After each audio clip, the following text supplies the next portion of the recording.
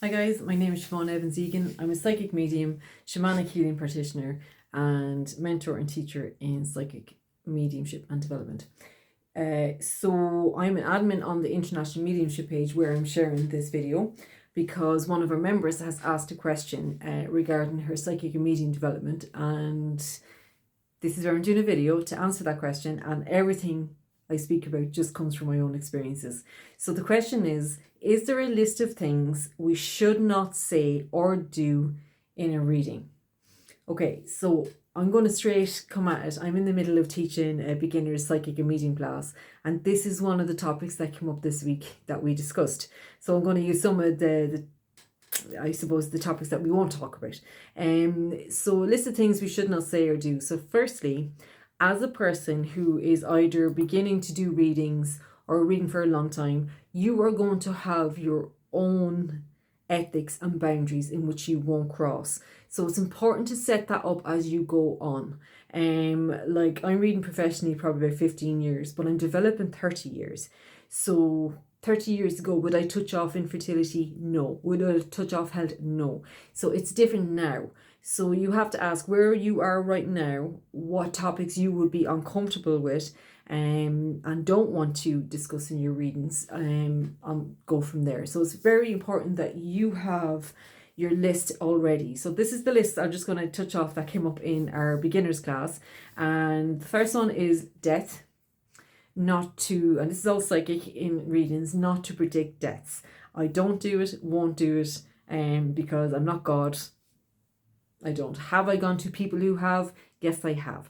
Were they correct? No. Their dates have been wrong, and the people that they were talking about dying, I was already aware that were very sick, so it was no big shock. So you have to ask yourself morally if this is something in which you want to do or not do. Me personally, it's a no-go. I don't do it, and won't do it. Health was the second topic that came up, and this is a good topic to bring up because when you are learning to read and you're very established in your readings and confidence in your readings, you know that when a person comes for a reading, you're going to pick up on their needs, their wants in a reading, and their concerns. And some people that come for a reading are concerned about their health. There are issues that they want to talk about. So you have to first off decide, is this okay for you to talk about or not? You can let the person know at your readings whether you discuss health or don't discuss health. For me personally, I think all of these topics are down to how you express them, how you vocalize what you're experiencing to the other person. So if you turn around to someone to come in and go, oh, I'm picking up, have you cancer? There's cancer, something going on in your body. You could frighten the life out of them, especially if there isn't. So I wouldn't diagnose and don't diagnose. So touching off health topics, I had a gentleman come here a few months ago, and my strongest pull was towards his lungs. So my first thing is, I say to him, I am not a doctor. I cannot diagnose health issues and won't. But I feel a pull or a concern around your lung area, to your lungs. I feel it's physical, but it could be like emotional. And he said, I am a doctor, and you are correct. There is a condition in my lungs. So that's it. Set it off to him. He was already aware of it. But if you're talking to someone who's coming in and they're not aware of their health or anything like that, and you start frightening them, you have to be very careful. So if you're going to touch off health topics, address it in a way that you're putting the power back into the person's hands. They go to a doctor. 10 years ago, I went for a reading, and the lady told me I was going to go through a physical health will be challenged, and she gave me dates. She didn't tell me what or anything like that. And on the exact date she gave me, my kidneys began to fail. So her telling me that didn't put anything in my head. It didn't frighten me because I just took it as, oh, okay, let's see. Okay, and it happened. And her reading telling me that everything was going to be fine was what I stuck to in my head, and was what got me through it, because I knew everything was going to be fine. She said that to me, I picked it, I went with it. So health topics, you have to honor in a reading, if you are really, really feeling things and it is a concern that's coming up, to address it in a way that you are not doing harm to the person's come for the reading, but you put the power in their hands to go to seek medical advice. Okay. My aunt went for a reading and she was advised to go and get her liver checked, and she had cancer. She also went to another reading where they asked about her health, and the lady told her she was perfectly healthy and her body was riddled with cancer. So when someone, and if someone asks you for a health reading, this is where you have to decide if this is something you feel experienced enough to do it and trust yourself enough to do it, or you go, I'm sorry, I feel if that's something you're concerned about, then you need to go to a doctor. Okay, so these are shouldn'ts kind of things. And the other is infertility. Okay, there are a lot of readers out there that straight out do not ask me for an infertility reading or predictions. They don't do them. They stay away from them, and that is that. 15 years ago, I would have said, do not ask me those questions because I'm terrified of them. What if you give the person the wrong advice? What if I say this and say that? And then I understand from all my years of reading, it is how you understand what you're receiving and how you voice that and express that back to the person. So, for example, there was a lady that came and I had this strong concern around children. I had to bring it up. I read tarot, so it's coming up in the cards also.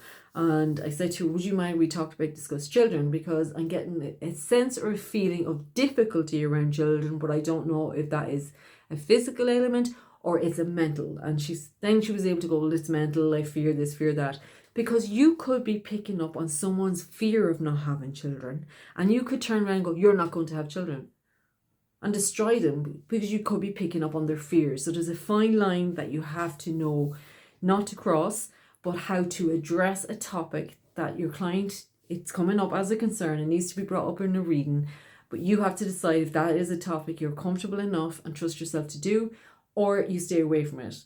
And it is okay to honor you and to go, I'm sorry, I'm uncomfortable with that because I'm not really sure and I can't keep my mind out of it. So I'd be wrong, I could give you something wrong.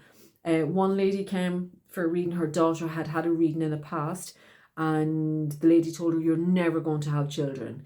The woman left the reading devastated, but what happened was she then left the relationship she was in. She didn't have children in. So was the reader picking up that she wasn't going to have children in the current relationship? But she didn't tell her person that. She told her you were never having children. So she had destroyed her. She left with that and gone. You are not a doctor. You are not a gynecologist. You are not an infertility doctor, anything like that. So I should not go there to give a prediction on that. But you should be allowed to be able to touch off the subject if it's coming up and if it's a concern. I have never told anyone they're not having children because in that moment, I'm using words that I've been given to give comfort to this person and to get them through what they're in at that moment. So again, up to you if you want to touch off that subject. So the other topic that came up was relationships. Okay, so a lot of the times you're going to have people coming to you and there is concern around their relationship. Now, as a reader and as the person given the reading, we are all going to have our own experiences of our own personal relationships. We're going to have moral standards and moral beliefs in what we believe is okay in a relationship, what we'll accept, what we don't accept. And you cannot project them onto another person. So telling another person to leave a relationship because it doesn't feel right to you could be the wrong thing to do. These two people could have the potential to work through it. They could have the love to work through it just because you don't. So we have to be very careful in that sense of telling someone to leave. But you have to honor yourself if you're getting the reading is, in a sense, if it's not a healthy relationship and it's a toxic relationship, you have to be able to relate that also, but to allow the person to use your words carefully and to allow the person to make their own decision on whether to stay or go from the information you've given them. You've been opened up, you've given them a space to talk, to clear their hearts. And if they walk out and still want to stay in that relationship and give the person a chance, then absolutely. I have been given readings. I remember a young girl I got, and I was just said to her, please trust yourself. What does your body say? What do you feel when you're around him? I feel anxious, I feel this, I feel that. And what do you feel when you're away from him? I feel good. So they answer themselves. So it's putting the power back in their hands.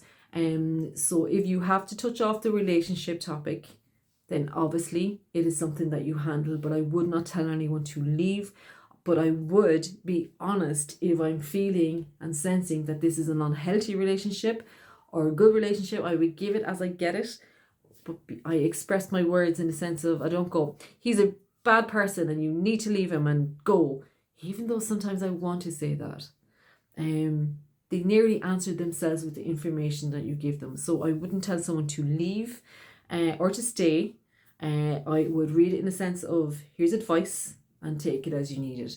If your personality is anything like mine, I would do the opposite of anyone in the past would have told me. So when I was in relationships and I was told, oh, leave, it's not going to work out, I'd stay even longer just to try and make it work.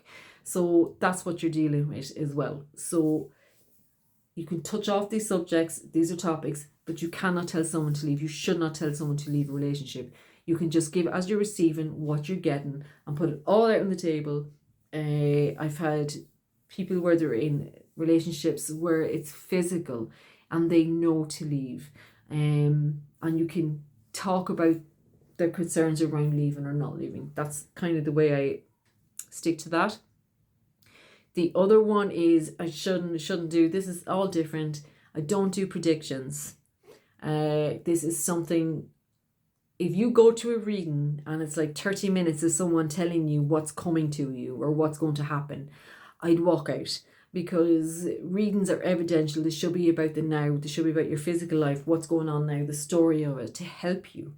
Yes, some people can definitely give predictions and they have good stuff, but you have to be mindful. If telling someone that their husband's going to have a car crash on Saturday, will die, is that helpful? What will that do? If telling someone that they're going to meet a man in a nightclub in a blue t-shirt and his name is Derek and that's the love of her life, what if his name is Eric and he's wearing a purple t-shirt? You know, so we have to be very careful with the power of suggestion when it comes to predictions, and how we manage that and handle it. I think a lot of people like to hear and feel as a reader how special we are and we give this off, but we have to remember we're dealing with vulnerable people and that will take us word to word out of what we say. So when it comes to someone looking for love with me and will they find love, that is a subject and a topic that I'm sometimes not comfortable with in giving, because you have to be careful that you're not giving them what they want to hear and being truthful. So I kind of work with what's blocking them at the moment, what's preventing them in moving forward in creating that relationship. So this is where we all have to be mindful. The other thing I don't like to do is when someone comes in for a reading and they go, I want to know about my ex-boyfriend, or I want to know about that. I don't touch off it, because if a person's coming for a reading and I have to talk about people that they're concerned around them, I give a little bit of information about the person. Say it's their children. We all like to know if our children are safe and our children are doing well and good. And you obviously have to give something of that person's personality so the mother can recognize, oh, that's definitely that son and that's my daughter, and go that way to give information. But it's always about the concern of the person, the mother that's looking for the reading. You keep it on that. So in a mediumship reading, I have heard people say this, that say a person comes to them and they're pregnant, and the medium actually tells them that the baby they're carrying is their father reincarnated. Please God, do not do that. Do not give your personal beliefs, in a sense, in a reading. That's your belief, because there's a lot of people who don't believe in reincarnation, so that wouldn't have been brought up. Telling the person that there's a lot of people, everyone has different beliefs on heaven and different beliefs in that sense of what it is and what it means. Some people have beliefs that children don't. It's just, there's so much, you could go down a rabbit hole, so I don't go there. I would not tell anyone or give anyone incarnation readings through an evidential mediumship reading. So you have to be careful not to put your beliefs in a sense. So should and shouldn'ts, you have to be very clear on what topics you're comfortable with, uncomfortable with, but you also have to honor yourself in what you intuitively pick up in a reading, and how you honor that by expressing it, by doing no harm, but by putting the power back into the person's hands in which you're reading for.